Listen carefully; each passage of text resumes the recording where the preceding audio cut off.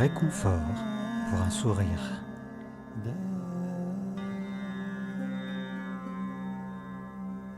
Autour de vous, vous côtoyez des personnes qui auraient besoin de réconfort.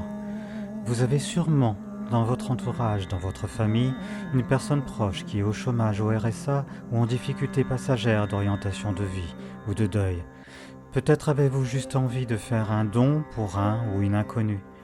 Alors, en ces périodes de doute, de perte de morale, pensez à aider un proche, un inconnu qui aurait besoin de faire une pause, qui aurait besoin d'un break, un temps pour prendre soin de soi, d'un moment pour se ressourcer, se revitaliser ou de réconfort.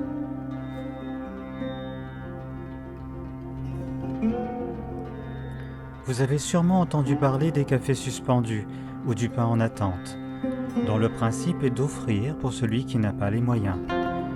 L'origine de la tradition italienne du café suspendu, qui s'est étendue en Europe, au Canada et ailleurs, vient de ce geste de solidarité envers les plus démunis. L'objectif est d'amener, avec un moyen simple, à penser aux autres, en offrant un café ou une baguette, une soupe, un sandwich, un repas, ou en profitant d'un don qu'un inconnu nous a laissé.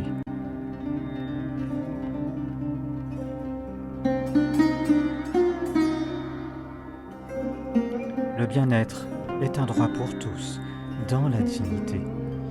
Les objectifs visés, c'est promouvoir un bien-être plus accessible et aider au développement personnel en apportant mieux-être et santé, soulager les souffrances, faciliter l'accès aux soins non conventionnés aux personnes sans moyens ayant besoin de réconfort, faire un geste de solidarité envers les plus démunis, soutenir les acteurs du bien-être solidaire et leurs bénéficiaires, permettre aux personnes de mieux gérer le stress, l'anxiété, retrouver confiance, estime de soi et dignité.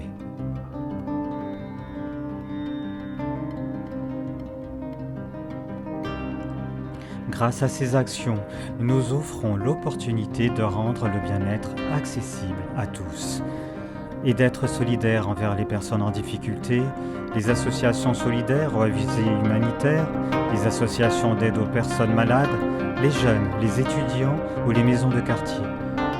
Chacun est tout autour de vous.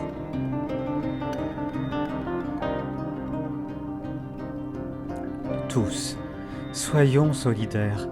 Ne restons pas indifférents à ce qui se passe autour de nous, parce que peut-être que cette histoire qui ne nous regarde pas sera la nôtre.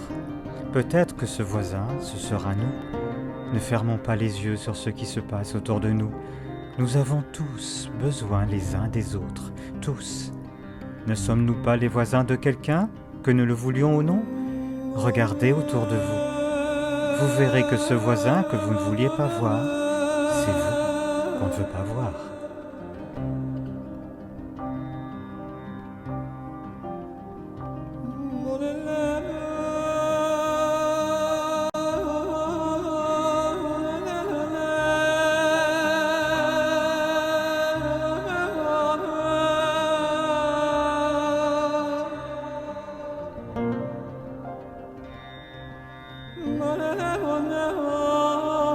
Face au mal-être, les praticiens sont souvent sollicités ou amenés à proposer des séances bénévoles ou à en faciliter l'accès afin d'être dans l'équité.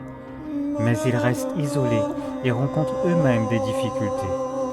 Proposer des séances solidaires est déjà un don en soi et un don de soi. Ce mouvement est ancré dans une charte et une déontologie solidaire commune, avec des praticiens bien-être, des thérapeutes et autres proposant une tarification solidaire, dans le respect et l'indépendance de la liberté de pratique de chaque intervenant, dans la solidarité, la dignité, la confidentialité et l'anonymat, pour un bien-être accessible à tous.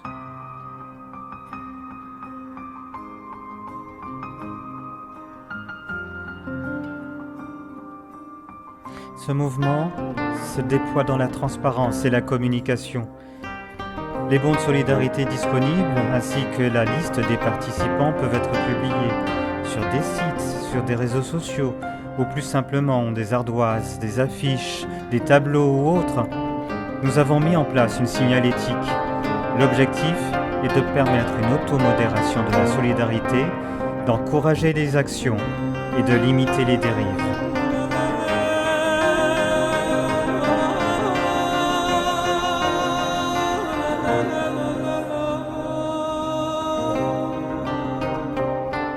D'autres contributions solidaires sont possibles.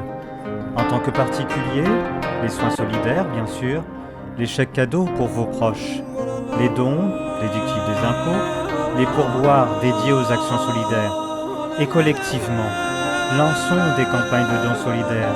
Rencontrons-nous pour faire connaître le mouvement autour de nous. Allons à la rencontre des personnes qui pourraient avoir besoin de bénéficier du bien-être solidaire ou des organismes luttant contre toutes sortes de pauvreté pour faire connaître les participants à l'opération. Tous les jours, autour de nous, parlons du mouvement, encourageant les initiatives et n'hésitons pas à partager sur les réseaux sociaux.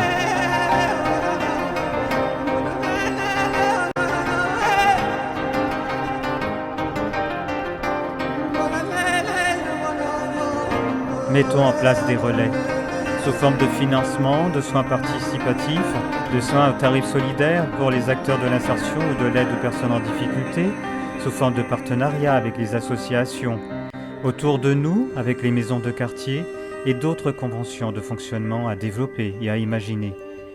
Et renouons avec la solidarité traditionnelle. En Guadeloupe, les Koutma et les Kaleboukas nous montrent que nos anciens nous ont transmis cette énergie de solidarité. Nous avons des perspectives pour ce mouvement. La prise de conscience de chacun au niveau individuel avec ses moyens propres, à l'image du mouvement Colibri, la démarche doit venir de nous-mêmes pour ensuite la faire partager aux autres. Et puis l'ouverture à d'autres domaines d'accompagnement comme l'écoute, la médiation, l'alimentation solidaire, les partages, la formation, l'éducation et bien d'autres.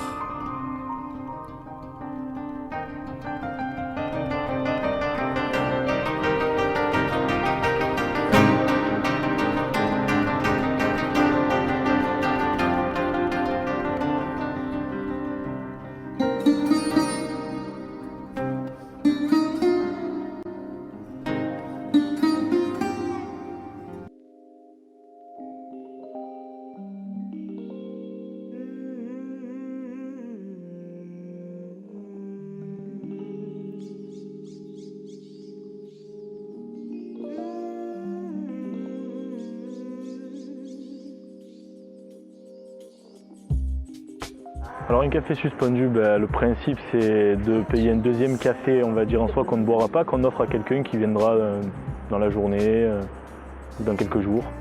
C'est une main tendue qui passe par le biais de l'anonymat. C'est un geste de conscience qu'on peut faire pour juste avoir le ressenti d'offrir quelque chose à quelqu'un.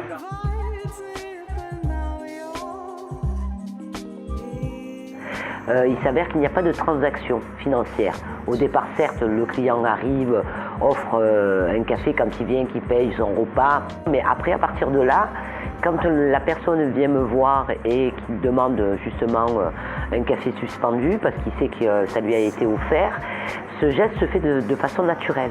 Ils avaient envie de faire un geste et donc ils achetaient une carte. Cette carte, il a posée sur un présentoir, il devait la gratter et à partir du moment où elle était grattée, on savait que cette carte avait déjà été achetée, donc cette carte signifiait un café.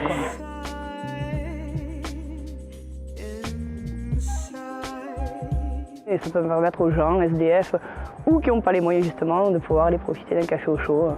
Du coup, ils peuvent aller dans un bar tout à fait normal, habillés tout à fait normalement et être reçus normalement. C'est pas parce qu'ils vont demander un café suspendu que voilà, on va leur coller une étiquette, quoi. Les gens qui me demandaient les cafés, c'est comme je vous l'ai expliqué, les gens qui n'avaient pas forcément les moyens de s'en payer un. En plus, il y a une genre de timidité des gens, il y a une genre de gêne. Ils se disent peut-être que c'est pour les plus démunis, que je vais paraître pauvre. Je pense que le problème, c'est de régler les gros problèmes d'a priori et essayer de montrer peut-être déjà une autre image, quoi.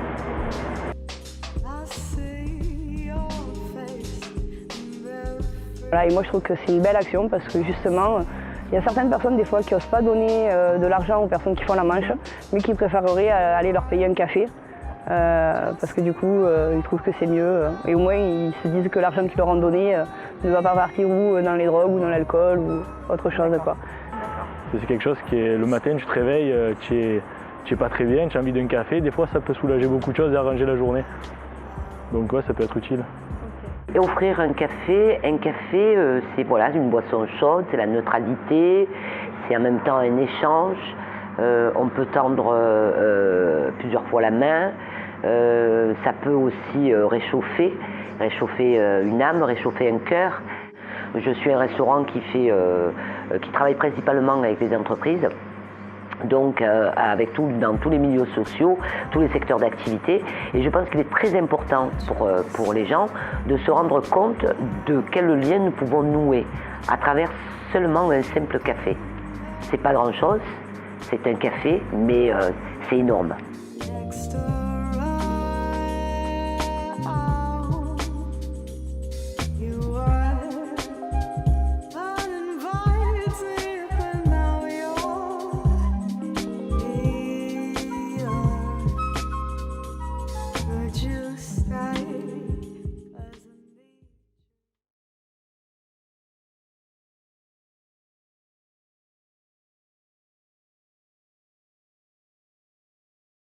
Ce projet d'Institut de beauté solidaire, donc finalement un projet vraiment tourné vers la femme, mais avec un espace quand même de médiation et de rencontre en dehors du soin.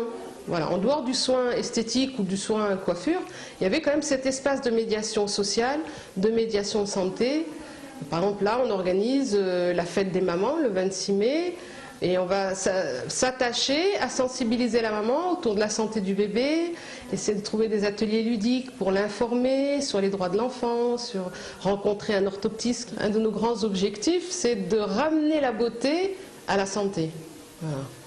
De travailler autour de l'image de soi, travailler autour de la valorisation des personnes, tout en les outillant et non pas en les fidélisant. Les fidélisant, voilà. Les rendre autonomes et leur donner des outils de façon à ce qu'ils soient suffisamment confiants pour pouvoir les utiliser et leur redonner goût. On travaille sur le déterminant de la rupture psychosociale, c'est-à-dire qu'on va essayer d'accompagner les femmes à solutionner des petits problèmes de vie, parce que très souvent c'est ceux qui s'accumulent très longtemps qui finissent par faire craquer, mais finalement on a tous les mêmes problématiques de mari, d'enfants, de travail, de maison, etc. Mais à un moment donné il faut trouver des endroits où on peut venir les dire, les raconter, et se confier, trouver un appui, une épaule, des conseils, un accompagnement.